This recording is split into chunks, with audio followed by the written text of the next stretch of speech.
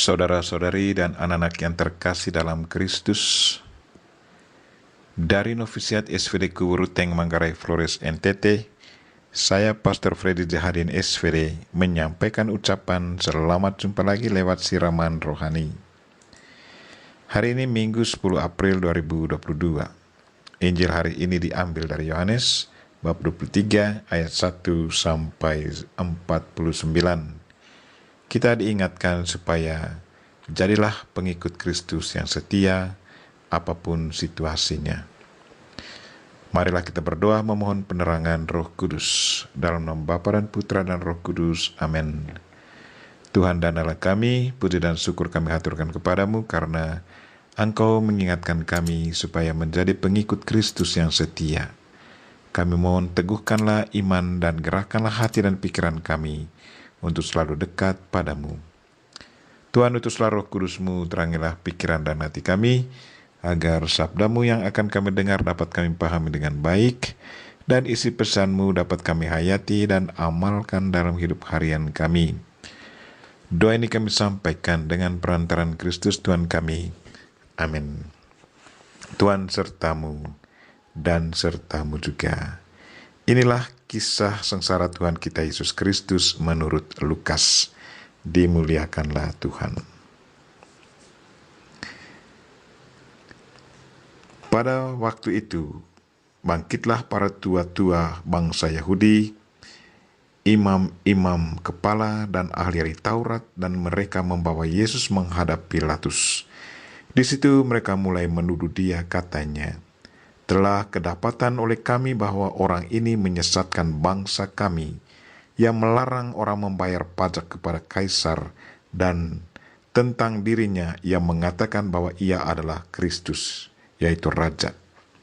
Pilatus bertanya kepada Yesus, "Benarkah engkau Raja orang Yahudi?" Jawab Yesus, "Engkau sendiri mengatakannya." Kata Pilatus kepada imam-imam kepala dan seluruh orang banyak itu, "Aku tidak menemukan kesalahan apapun pada orang ini." Tetapi mereka makin kuat mendesak, katanya, "Ia menghasut rakyat dengan ajarannya di seluruh Yudea. Ia mulai di Galilea dan kini sudah sampai di sini." Kata Pilatus, ketika Pilatus mendengar itu, ia bertanya, "Apakah Yesus itu seorang Galilea?" Dan ketika tahu bahwa Yesus seorang dari wilayah Herodes, Pilatus mengirim dia menghadap Herodes, yang pada waktu itu ada juga di Yerusalem. Ketika melihat Yesus, Herodes sangat girang. Sudah lama ia ingin melihat Yesus karena ia sering mendengar tentang dia. Lagi pula ia berharap dapat melihat bagaimana Yesus mengadakan suatu tanda. Ia mengajukan banyak pertanyaan kepada Yesus, tetapi Yesus tidak memberi jawab apapun. Sementara itu, imam-imam kepala dan ahli Taurat maju ke depan dan melontarkan tuduhan-tuduhan yang berat terhadap Yesus. Maka mulailah Herodes dan pasukannya menista serta mengolok-olok Yesus. Ia mengenakan jubah kebesaran kepada Yesus, lalu mengirim dia kembali kepada Pilatus. Dan pada hari itu juga bersahabatlah Herodes dan Pilatus, yang sebelumnya bermusuhan. Lalu Pilatus mengumpulkan imam-imam kepala serta rakyat dan berkata kepada mereka, "Kamu telah membawa orang ini kepadaku sebagai seorang yang menyesatkan rakyat. Kamu lihat sendiri bahwa aku telah memeriksanya, dan dari kesalahan-kesalahan yang kamu tuduhkan kepadanya, tidak ada yang kudapati padanya." Herodes pun tidak menemukan kesalahan padanya, sehingga ia mengirimkan dia kembali kepada kami. Sesungguhnya tidak ada suatu apapun yang dilakukannya yang setimpal dengan hukuman mati. Jadi aku akan menghajar dia, lalu melepaskannya. Sebab Pilatus wajib melepaskan seorang tahanan bagi rakyat pada hari raya itu. Tetapi mereka berteriak bersama-sama, "Enyahkanlah dia, lepaskanlah Barnabas bagi kami." Barnabas ini dimasukkan ke dalam penjara berhubung dengan suatu pemberontakan yang telah terjadi di dalam kota dan karena pembunuhan.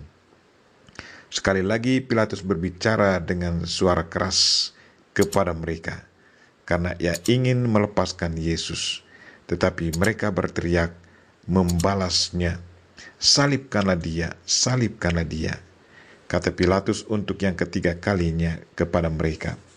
Kejahatan apa yang sebenarnya telah dilakukan orang ini? Tidak ada suatu kesalahan pun yang kudapati padanya yang setimpal dengan hukuman mati. Jadi aku akan menghajar dia, lalu melepaskannya. Tetapi dengan berteriak mereka mendesak dan menuntut supaya Yesus disalibkan.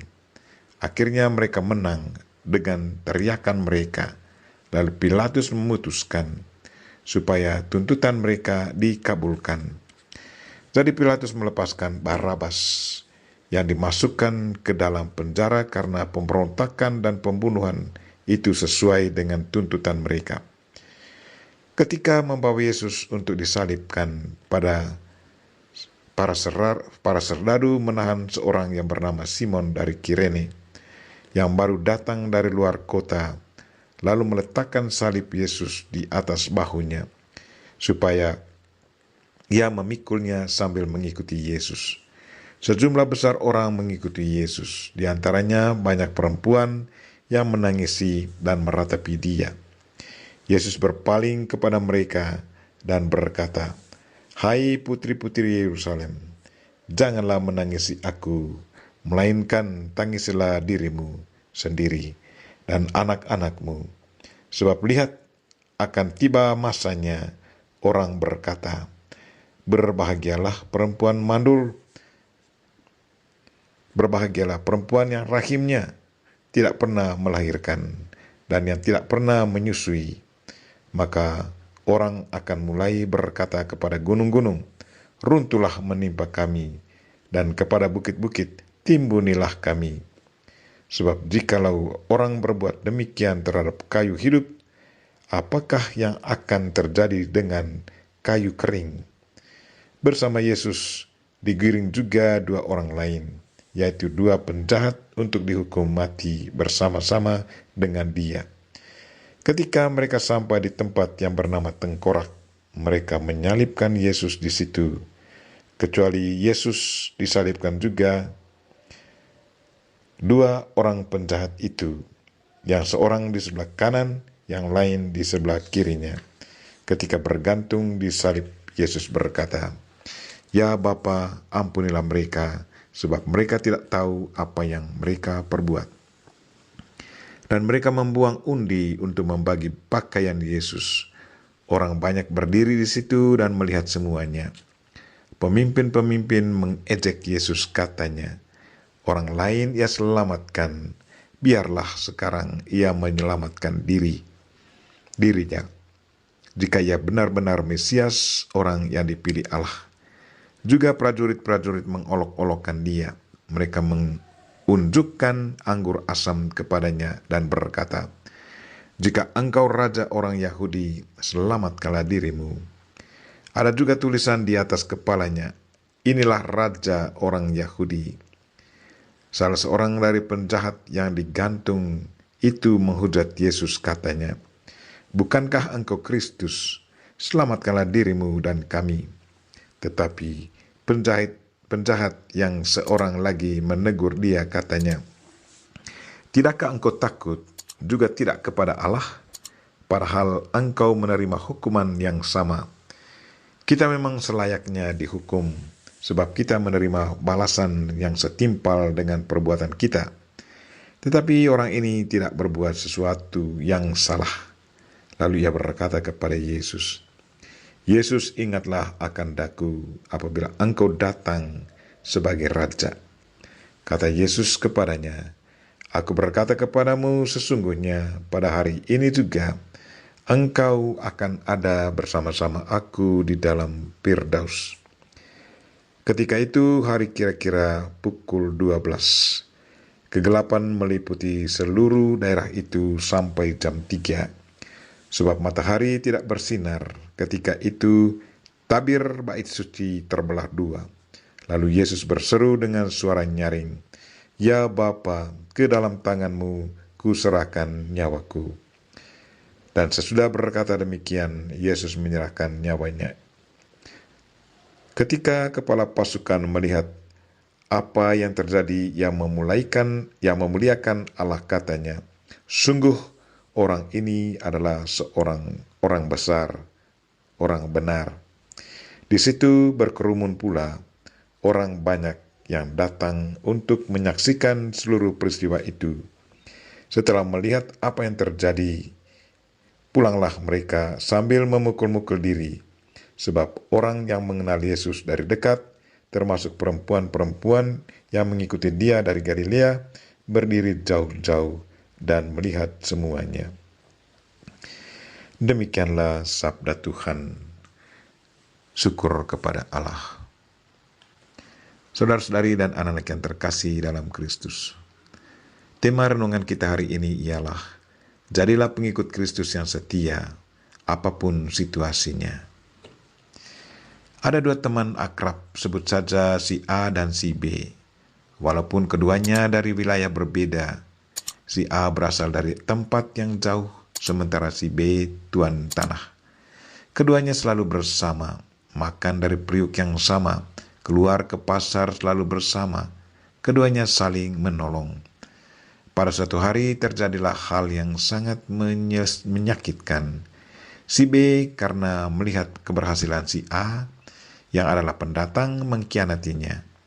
Si B menggerakkan orang di kampungnya untuk menutupi usaha si A.